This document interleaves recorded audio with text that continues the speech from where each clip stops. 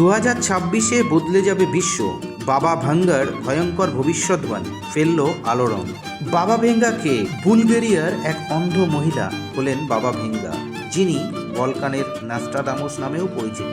বিশেষ করে তিনি তার ভবিষ্যৎবাণীর জন্য বিশ্বজুড়ে সুপরিচিত। প্রিন্সেস ডায়ানার মৃত্যু থেকে করোনা মহামারী, অনেক ঘটনাই নাকি তিনি আগে থেকে অনুমান করেছিলেন। 2026 সালকে সামনে রেখে 7টি চাঞ্চল্যকর ভবিষ্যৎবাণী করেছেন।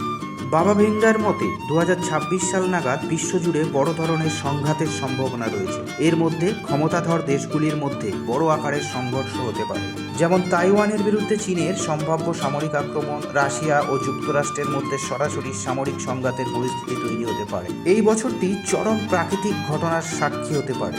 তিনি বহু বড় বড় ভূমিকম্প, ভয়াবহ আগ্নেয়গিরির অগ্নুৎপাত ও চরম আবহাওয়ার পূর্বাভাস দিয়েছে, যা মানুষের জীবন ও পরিকাঠামোকে মারাত্মকভাবে ক্ষতিগ্রস্ত করবে। বাবা ভেঙ্গা মনে করেন 2026 সাল কৃত্রিম বুদ্ধিমত্তার জন্য এক গুরুত্বপূর্ণ মোড় নেবে।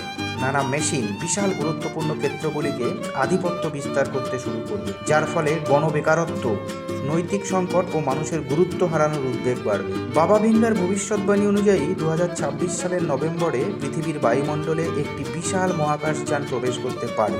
এর মাধ্যমেই পৃথিবীর মানুষ প্রথমবার ভিন গ্রহের প্রাণীর সঙ্গে যোগাযোগ স্থাপন করতে পারবে। তার ভবিষ্যৎবাণীতে রাশিয়া থেকে একজন শক্তিশালী নেতার আবির্ভাবের ইঙ্গিত দেওয়া হয়েছে, যিনি বিশ্বজুড়ে প্রভাব বিস্তার করবেন এবং আন্তর্জাতিক ক্ষমতা বিন্যাসকে নতুন করে সাজাবেন। 2026 সালে একটি বড় অর্থনৈতিক মন্দা বা বিপর্যয় দেখা দিতে পারে বলে তিনি অনুমান করেছেন।